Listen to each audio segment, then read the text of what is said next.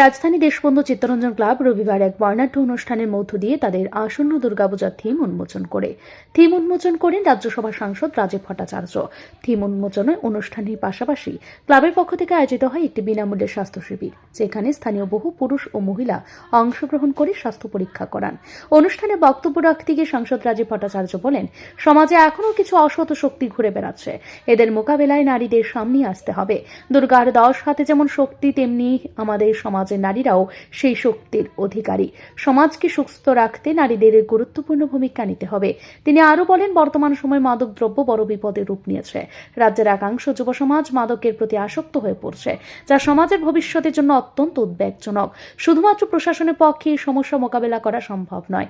সমাজের প্রতিটি নাগরিককে ধর্ম, দলমত নির্বিশেষে এই বিপদের বিরুদ্ধে ঐক্যবদ্ধ হতে হবে। সাংসদ করা বার্তা দিয়ে বলেন, যারা মাদক বিক্রি করে তারা সমাজের শত্রু। তাদের রাজনৈতিক পরিচয় যাই হোক, তাদের বিরুদ্ধে কঠোর ব্যবস্থা নেওয়া জরুরি। কোনো অবস্থাতেই সমাজ ধ্বংসকারী শক্তিকে প্রশ্রয় দেওয়া চলবে না।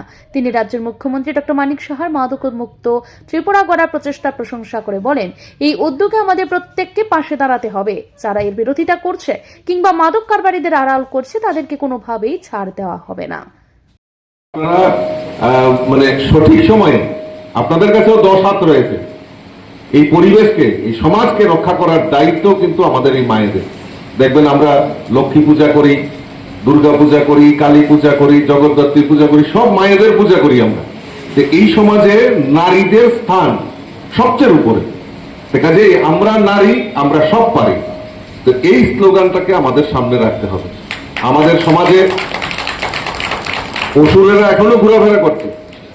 এই অসুরদেরকে নাশ করার জন্য, এই সমাজকে ভারসাম্য রক্ষার জন্য আপনাদের প্রয়োজন। আপনারা প্রয়োজনে যদি মনে করেন যে আপনারা 10 হাত ধারণ করবেন, আমার মনে হয় এই সমাজ এবং পরিবেশকে রক্ষার দায়িত্ব আপনারা সঠিকভাবে পালন করতে পারবেন।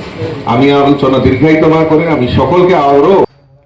এদিনের অনুষ্ঠানে চিত্তরঞ্জন ক্লাবের সভাপতি, সম্পাদক সহ বহু বিশিষ্ট ব্যক্তি উপস্থিত ছিলেন। আয়োজনটি ছিল জনসচেতনতা বৃদ্ধির পাশাপাশি সামাজিক দায়িত্ব পালনের এক অনন্য প্রয়াস। ব্যুরো রিপোর্ট, ঋদ্ধি নেটওয়ার্ক।